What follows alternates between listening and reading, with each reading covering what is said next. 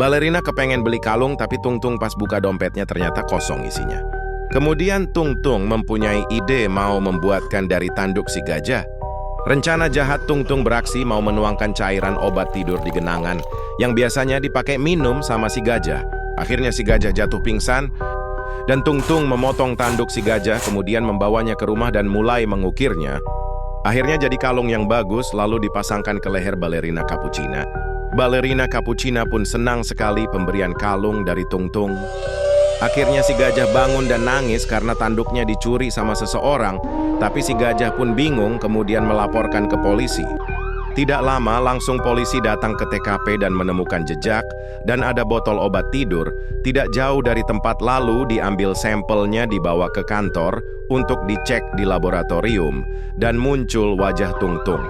Polisi langsung berangkat ke rumah. Tung pas ada di rumah polisi langsung memborgolnya.